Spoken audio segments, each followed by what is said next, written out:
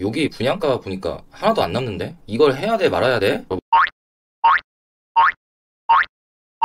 여러분 반갑습니다. 쉽고 빠른 재테크 나만의 재테크 나재입니다. 오늘 여러분들과 함께할 영상은 바로 청약입니다. 어디냐? 청계 리버뷰 자이 청약 바로 시작하겠습니다. 첫 번째 입지입니다. 보시면 되게 좋죠. 딱 봐도 여기 너무나 가깝고요. 신담역, 답신리역이 너무나 가깝고 좋고 단지도 꽤 큽니다. 여기 보시면 아예 8번 출구가 있죠. 괜찮습니다. 신담역도 당연히 너무 가깝고요. 이 정도면 충분히 도보 5분 이내입니다. 문제점이라고 한다면 바로 용답초등학교, 여기 초등학교가 좀 멉니다. 빌락길을 뚫고 가야 되다 보니까 단점이 있습니다. 거리도 800m이기 때문에 가까운 편도 아니죠. 그런 단점은 분명히 존재한. 그렇지만 입지는 굉장히 좋습니다. 여기 보시듯이 내부 순환도로가 다니죠. 물론 이 호불호가 갈릴 수 있습니다. 내부 순환로가 옆에 다닌다는 건 교통이 좋다는 장점도 되지만 단점으로는 여기 보시듯이 고가도로입니다. 그래서 소음이 들릴 수 있다. 이 부분은 유의하셔야 되겠죠. 그래도 교통 측면에서는 상당히 좋다. 그리고 왼쪽에 보시듯이 차고지가 있습니다. 이 부분이 거슬릴 수 있어요. 소음이 아무래도 발생할 수 있습니다. 그러나 역시 교통은 좋은 편이다. 다음 청계천입니다. 청계천 있다는 것 자체가 산책하기 좋고 휴일 또는 저녁 때 날씨가 좋을 때는 생활하기 좋기 때문에 생활환경 쾌적하다. 5호선, 2호선 더블 역세권이죠. 굉장히 좋습니다. 2호선은 지선이라는 단점이 있긴 한 배차가 생각보다 많기 때문에 크게 걱정 안 하셔도 될 것 같습니다. 교통 측면을 보자면 잠실이죠. 잠실까지 갑니다. 너무 훌륭하죠. 자 보시듯이 지선입니다. 시간표예요. 1시간에 7대가 다닙니다. 8시에도 7대가 다닙니다. 즉 평균적으로 9분 내외 시간에 한 대가 다니기 때문에 딱 집에서 나와서 여기 도착하자마자 1분만 기다리면 지하철이 무조건 들어옵니다. 그래서 나쁘지 않습니다. 출퇴근하는 데는 전혀 문제가 없다. 여기는 앞으로 가장 핫해질 삼성역입니다. 삼성역까지도 24분. 훌륭하죠. 일자리가 많은 광화문입니다. 광화문까지 5호선으로 17분. 굉장히 훌륭합니다. 교통이 이거보다 더 좋기가 힘들어요, 서울에서도. 이 정도면은 최상급이다. 그러면 남느냐 안 남냐, 이게 중요하죠. 안 남으면 사실 청약할 필요가 없죠. 여기 보시면 단지가 여기죠. 비교할 단지는 이 단지라고 보셔야 돼요. 여기도 얼마 전에 분양하긴 했는데 아무래도 규모가 너무 작죠. 지금 보고 있는 오픈은 호경노노입니다. 보시듯이 단지도 크고 아주 신축은 아니지만 아직까지는 사람들이 이제 준신축급으로 보고 있기 때문에 시세가 비쌀 가능성이 큽니다. 초등학교 가깝고요. 조그맣게 공원도 끼고 있고 주변에 아파트가 몰려있는 약간 뉴타운 형식으로 꾸며져 있어서 시세가 같을 가능성이 큽니다. 왜냐면은 얘가 더 신축이니까. 그랬을 때 보시면 지금 현재 대략 10억에서 15억 5천에 거래되어 있죠. 25평 전용 5구죠. 그리고 34평 지금 평균적으로 12억 초반입니다. 1억 3천대라고 보시면 되고, 그랬을 때 분양가 얼마냐? 지금 발코니 비용 합치면 5천이 넘죠. 84 같은 경우는 12억 7천. 이 정도면은 제가 말씀드렸듯이 약간 더 비쌀 가능성이 큽니다. 그렇다고 뭐 드라마틱하게 더 비싼 건 아니고 약 5천에서 1억 정도는 더 비쌀 수 있습니다. 그랬을 때 발코니 확장 비용 등등 기타 비용 포함했을 때 이 아파트의 가격은 그냥 제값 주고 가는 겁니다. 시세 차이가 없어요. 평면도 분석 보여드릴게요. 평면도 첫 번째 59A입니다.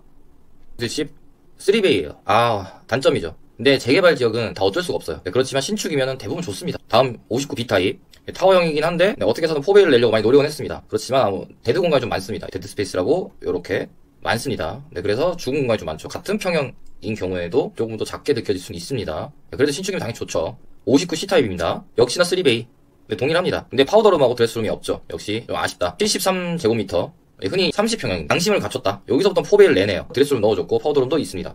굉장히 좀 잘 뽑았네요. 솔직히 이 정도는 돼야 평면도라고 볼 수 있습니다. 10층 이상에서 20층 이하면 개방형 발코니까지 해준다. 78제곱미터입니다. 드문 경우인데 이거 왜 넣었는지 모르겠어요. 이게 우리가 말하는 32평형 이렇게 보시면 돼요. 역시 평면도를 보니까 사업성 때문에 넣은 것 같습니다. 84 내기에는 좀 사업성이 떨어져서. 그래서 4베이 내려고 많이 노력은 했는데 좀 희한하게 됐죠. 그러나 이 정도 개방형 발코니를 주는 신축이라면 나쁘지 않다라고 말씀드리고 싶어요. 84제곱미터 우리가 흔히 말하는 34평, 35평인데 꼴랑 4세대입니다. 사실 이거는 당첨 가능성이 없겠죠. 내가 청약을 연습 삼아 해보겠다. 그러면은 한번 해볼 수도 있죠. 그래도 마지막 양심 4베이 판상형을 뽑았네요. 드레스룸도 있고 파우더룸도 있고 굉장히 괜찮습니다. 팬트리까지 넣어줬고요. 동호수 배치도를 보면은 굉장히 좀 어렵네요. 여기가 지상철이 다니고 지선이다 보니까 청계천이 다니는, 즉 청계천을 보고 싶으면은 지하철도 같이 봐야 되는, 차량기지도 같이 봐야 되는 이 아이러니한 상황. 뒤편동은 평소가 좀 작습니다. 작은 대신에 이제 아무래도 소음에서는 유리하죠. 뷰가 앞동 뷰가 나오겠죠. 그래도 중간거리는 좀 머네요. 최대한 잘 배치를 한 것 같습니다. 그리고 여기 푸른색들, 파란색들이 84, 73, 78인데요. 그러다 보니까 이쪽 동들이 청계천 뷰도 보이지만 지하철 뷰도 보이는 좀 아이러니한 상황인데 이런 경우에는 둘 다 장단점이 있습니다. 딱 어느 정도 좋다라고 할 수는 없어요. 일부러 이렇게 배치한 것 같습니다. 자, 청약 체크리스트입니다. 우선 성년자 누구나 청약 가능하다. 세대주 세대와 상관없이 가능합니다. 같은 집에 사셔도 그냥 다 청약 넣으세요. 넣으실 거면. 주택수 상관없이 추첨해도 된다는 거죠. 물론 순위 좀 밀립니다. 추첨을 할 때 무주택자 75%, 유주택자 25%로 배정돼서 추첨을 하기 때문에 밀리긴 하지만 당연히 운이 좋으면 당첨될 수도 있죠. 재당첨 제한도 없다. 서울시 거주자 우선이다. 굉장히 중요합니다. 별표.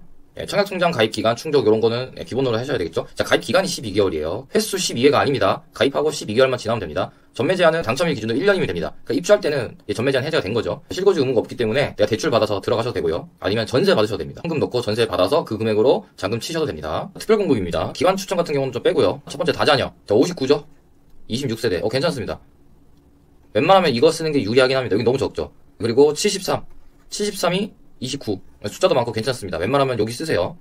아니면 내가 가점이 좀 되게 높은 편이다. 그러면 78 쓰셔도 괜찮을 것 같습니다. 역시 신혼부부가 최강이죠. 여기 쓰시면 됩니다. 여기 쓰셔도 될 것 같아요. 숫자가 그래도 괜찮은 편이죠. 노후모 부양은 또 적으니까 패스하고요. 자, 생애 최초도 역시 똑같습니다. 이런 순서로. 지금 7, 8 같은 경우는 지금 보시듯이 세대수가 애매하게 배정받았죠. 이런 경우에는 가점이 높으신 분이 쓰셔야 됩니다. 가점이 높다는 기준은 자 50점 후반. 웬만하면 합격컷에 들어갈 겁니다. 그 정도 점수가 되시는 분들은 좀 쓰시는 게 좋겠죠. 원래는 62점, 64점 이런 고가점자여야 되는데 최근에 분양가가 비싸지면서 가점이 많이 내려오기 시작했습니다. 그래서 57.8점만 돼도 당첨 가능성이 있습니다. 자, 일반 공급입니다. 일반 공급 같은 경우도 역시 압도적으로 여기가 많죠. 이거 위주로 쓰세요. 아무래도 경쟁률이 높다고 해도 많이 배정되는 데가 무조건 유리합니다. 가점이 높으면 이거 쓰세요. 괜히 이런 거 쓰지 마세요. 이 숫자가 적기 때문에 조금이라도 몰리면은 굉장히 내가 당첨되기가 빡빡해집니다. 자, 분양 가격입니다.